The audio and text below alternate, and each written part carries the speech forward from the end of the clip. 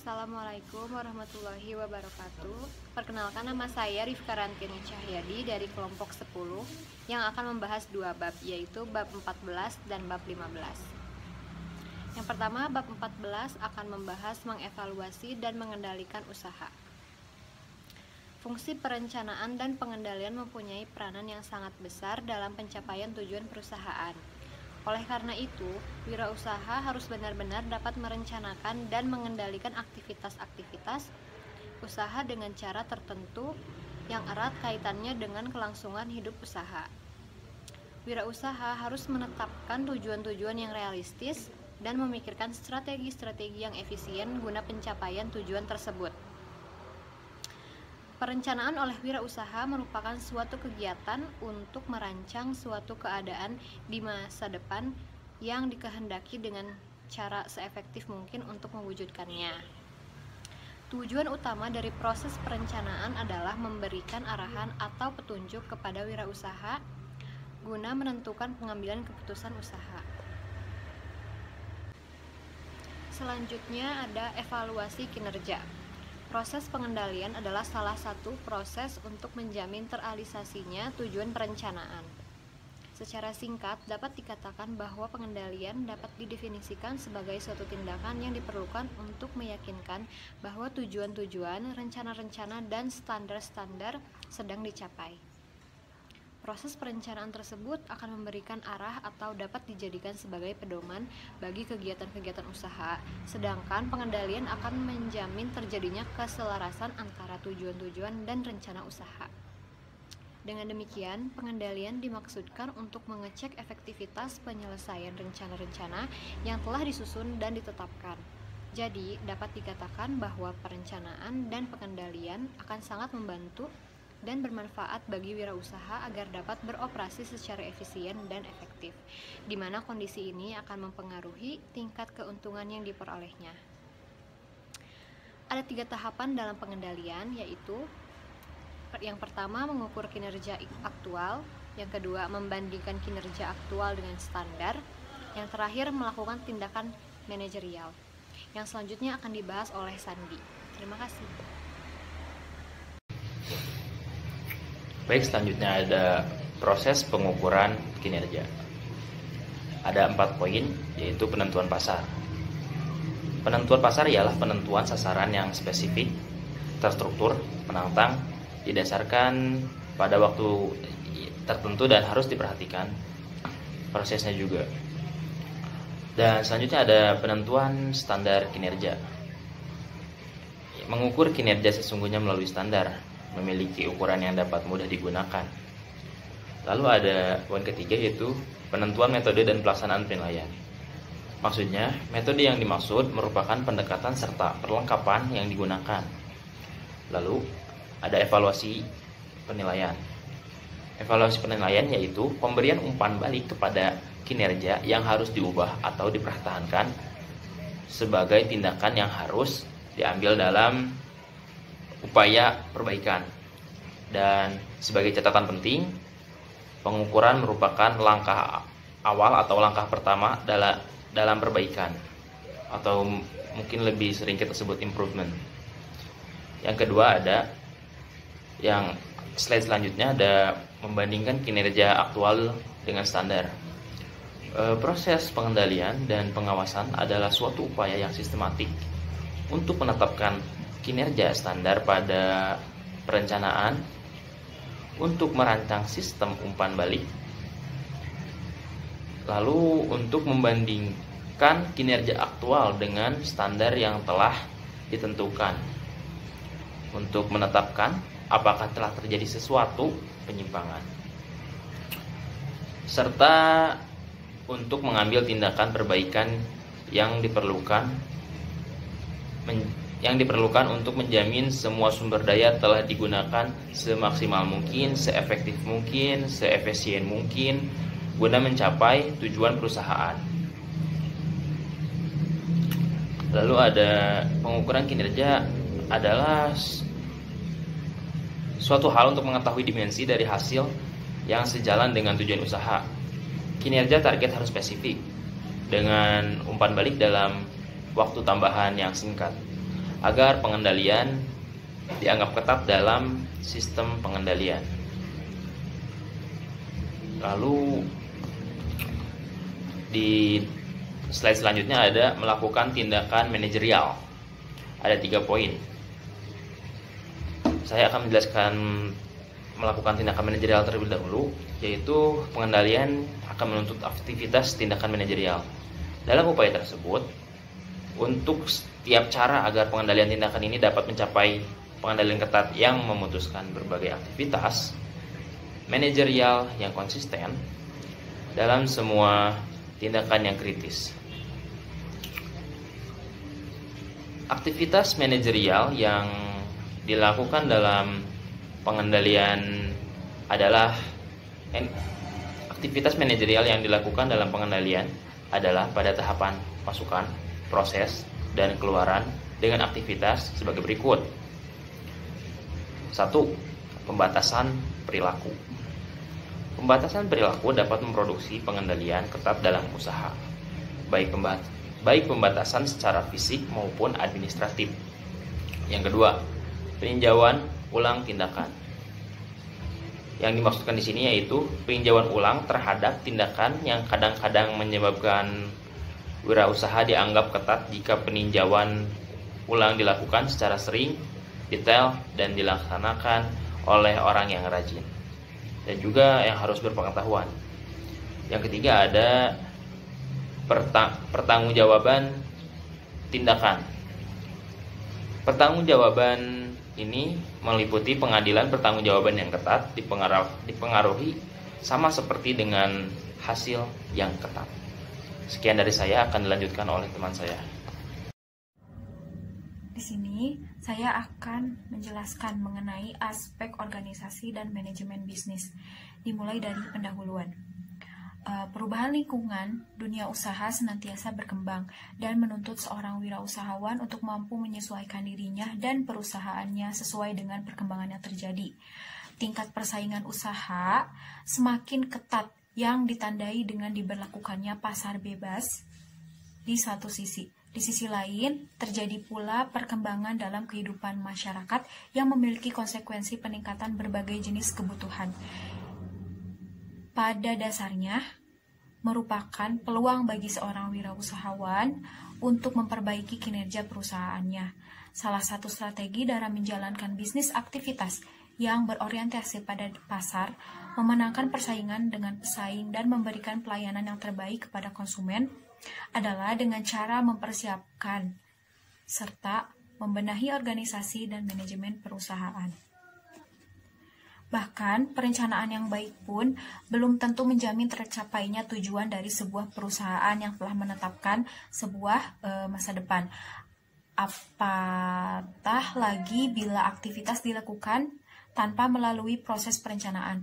Perencanaan yang dibuat haruslah menjadi pedoman bagi aktivitas perusahaan dan tidak hanya sebagai formalitas belaka yang terkesan hanya dibuat di atas kertas, karena apa yang telah direncanakan haruslah diwujudkan. Disinilah pentingnya seorang wirausahawan untuk melaksanakan pembagian kerja, mengkoordinasikan berbagai bagian yang ada pada perusahaan, serta mengarahkan para tenaga kerja, serta senantiasa melaksanakan monitoring dan evaluasi terhadap pelaksanaan rencana.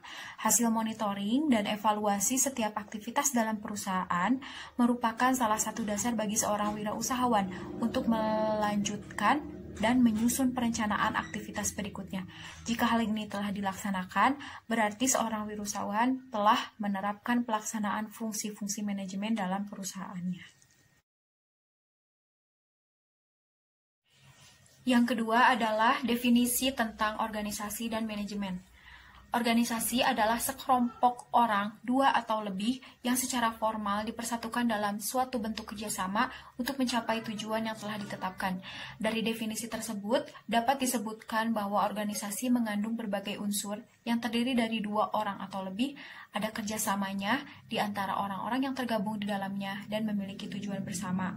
Sedangkan manajemen merupakan suatu kegiatan yang dilakukan untuk mewujudkan kerjasama di antara semua sumber daya yang terlibat dalam organisasi untuk mencapai tujuan yang telah ditetapkan.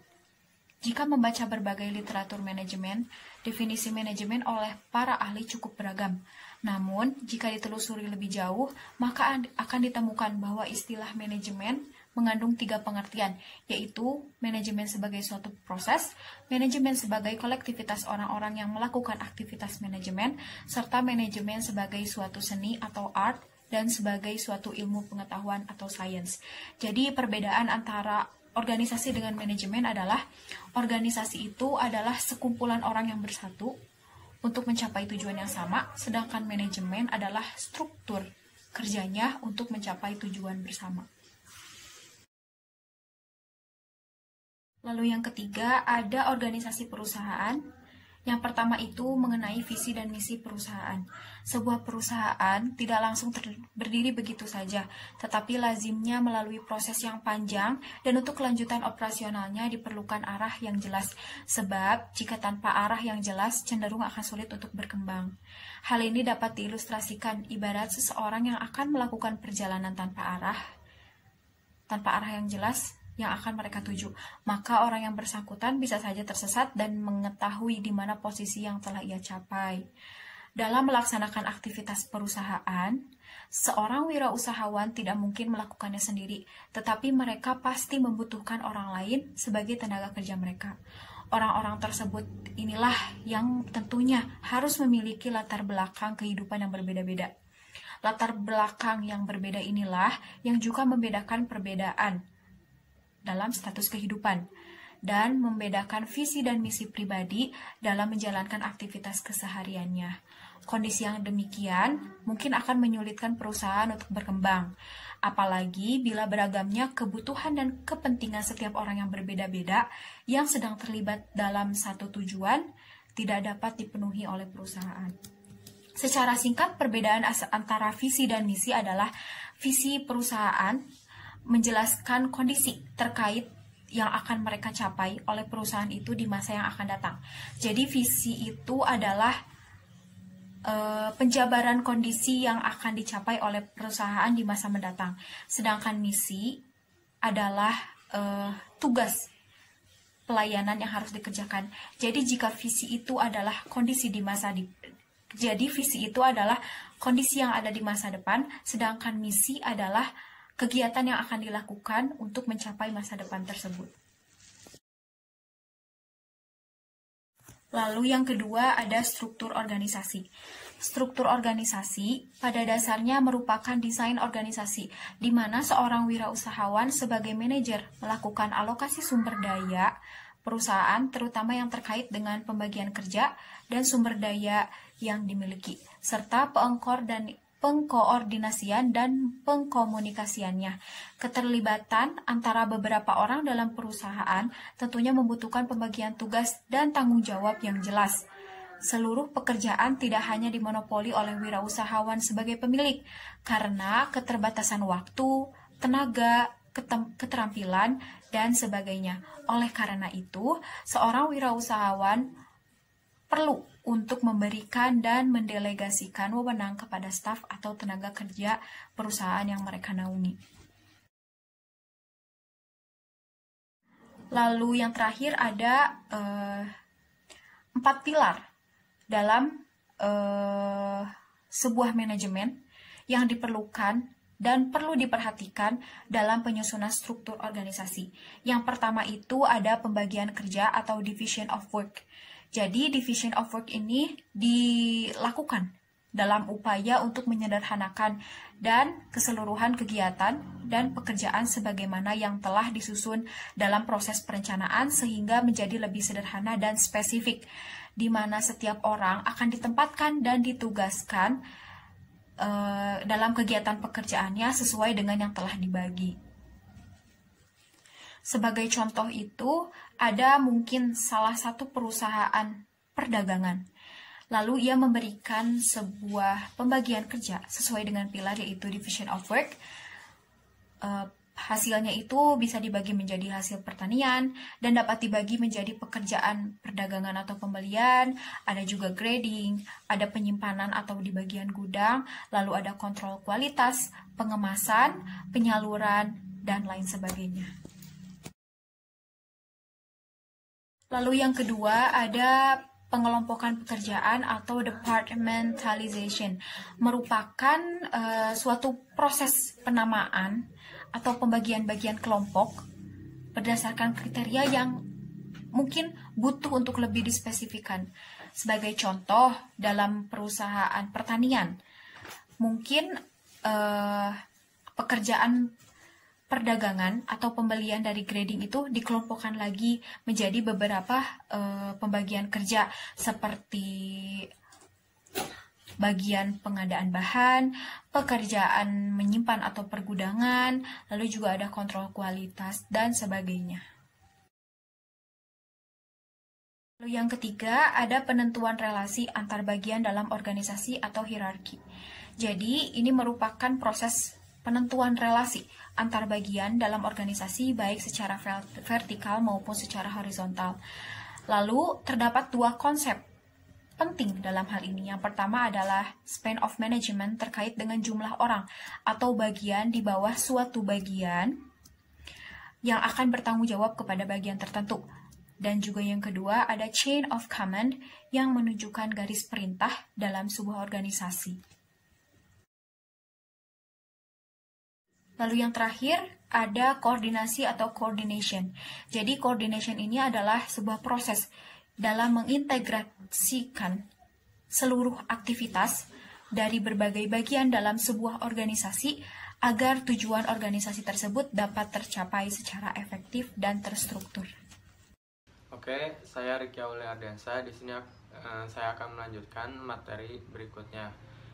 Terdapat beberapa faktor yang mempengaruhi struktur dari organisasi, yaitu strategi perusahaan. Untuk mewujudkan visi dan misi perusahaan, maka disusun strategi yang perlu dilakukan perusahaan. Untuk mencapai tujuan tersebut, selanjutnya perusahaan membreakdown-nya menjadi beberapa sasaran. Ukuran organisasi perusahaan, semakin besar organisasi sebuah perusahaan, semakin besar pula jumlah tenaga kerja yang dibutuhkan, semakin luas cakupan wilayah yang dijangkau dan bisa juga membutuhkan bermacam-macam spesialis pekerjaan. Lalu ada teknologi. Perusahaan yang menggunakan teknologi tradisional dan sederhana, struktur organisasi yang dibutuhkan tidak sama dengan perusahaan yang telah menggunakan teknologi modern yang serba mekanis dan juga elektrik. Lalu ada lingkungan perusahaan. Perkembangan sebuah perusahaan tidak terlepas dari perkembangan yang terjadi pada lingkungan internal dan eksternal perusahaan itu sendiri. Sebagaimana yang sering diutarakan pada bagian lain, proses pembelajaran ini bahwa proses menjalankan aktivitasnya tidak semata-mata untuk mengejar laba, namun lebih daripada itu adalah memberikan pelayanan yang terbaik kepada seluruh stakeholders-nya. Lalu ada beberapa pendekatan yang dapat digunakan dalam menyusun struktur organisasi, yaitu yang pertama adalah pendekatan fungsional, yakni membagi pekerjaan berdasarkan fungsi bagian-bagian. Yang kedua adalah pendekatan produk, yakni membagi pekerjaan berdasarkan produk yang dihasilkan ataupun yang dipasarkan. Yang ketiga ada pendekatan pelanggan, yakni membagi pekerjaan berdasarkan pelanggan yang dijadikan sasaran pasaran. Dan yang keempat adalah pendekatan geografis, yakni membagi pekerjaan berdasarkan wilayah yang dijadikan sasaran pasar. Lalu yang terakhir adalah pendekatan matriks, yakni membagi pekerjaan berdasarkan wewenang ganda dan menggabungkan beberapa pendekatan. Lalu ada bentuk organisasi perusahaan. Secara umum, terdapat 3 bentuk usaha yang secara yuridis dapat diterima keberadaannya, yaitu yang pertama adalah usaha perseorangan, atau sering disebut firma, adalah bentuk usaha yang paling kecil dan paling umum. Lalu ada usaha patungan yang sering disebut sebagai usaha perkongsian, merupakan bentuk perusahaan yang status pemiliknya berada di bawah sejumlah orang yang ikut terlibat. Lalu ada usaha perseroan. Usaha jenis ini merupakan suatu bentuk perusahaan yang sama sekali terpisah dari pemiliknya. Pemilik perusahaan tidak lebih dari seorang yang berstatus sebagai pemilik saham, namun memiliki hak untuk menunjuk pihak-pihak yang dapat menjalankan perusahaan itu sendiri. Lalu ada manajemen perusahaan. Manajemen perusahaan merupakan upaya pengendalian dan pendayagunaan berbagai sumber daya yang dimiliki untuk mencapai tujuan perusahaan. Nah, dalam pemanfaatan sarana manajemen perusahaan ini Dibutuhkan teknik-teknik manajemen, diantaranya yang pertama adalah manajemen by delegation. Teknik manajemen ini digunakan bila perusahaan semakin berkembang, di mana jumlah tenaga kerja sudah cukup banyak. Bagian-bagian perusahaan agak banyak, telah memiliki banyak cabang yang tidak hanya melayani pasar lokal saja. Lalu yang kedua ada manajemen by exception. Nah, teknik ini itu merupakan kelanjutan dari manajemen by delegation, namun penekanannya pada penguasaan teknis pekerjaan yang telah diterapkan. Nah, oleh karena itu, manajer bagian harus mampu memimpin, memiliki mentalitas dan juga tanggung jawab, memenuhi syarat teknis dan juga keahlian. Pengembangan struktur organisasi perusahaan ditekankan pada prinsip komunikasi dan pada asas pertukaran informasi. Karena dalam menjalankan teknik manajemen ini, biasanya yang menjadi masalah pelik adalah komunikasi dan kontrol. Lalu ada manajemen by objective. Nah, cara yang ditempuh dalam penerapan teknik manajemen ini adalah manajer berunding dengan para bawahannya mengenai tujuan yang akan dicapai hingga ditetapkan sebagai sasaran perusahaan. Lalu ada manajemen by results. Nah, teknik manajemen ini memiliki tugas ekonomi, yaitu perusahaan yang sekarang harus dibuat seefektif mungkin, gaya prestasinya itu harus ditingkatkan secara maksimal lagi. Nah, hal-hal yang potensial harus ditemukan dan dimanfaatkan dengan sebaik-baiknya. Perusahaan harus menjadi unggulan di masa yang akan datang. Lalu yang keempat ada manajemen by system. Teknik manajemen ini mengembangkan struktur organisasi menjadi suatu tata sistem, di mana setiap sistem akan merupakan suatu kelompok aktivitas perusahaan yang diikat satu sama lain melalui metode dan prosedur tata urutan dalam mengerjakan atau menjalankan aktivitas tertentu. Lalu yang terakhir ada manajemen by participation. Teknik manajemen ini menekankan unsur partisipasi seluruh pihak yang ada pada perusahaan ini. Teknik ini sering dikenal dengan istilah Total Quality Control (TQC) karena dalam penerapannya banyak berorientasi pada perbaikan kualitas. Mungkin sekian yang dapat saya sampaikan. Terima kasih sebelumnya. Wassalamualaikum warahmatullahi wabarakatuh.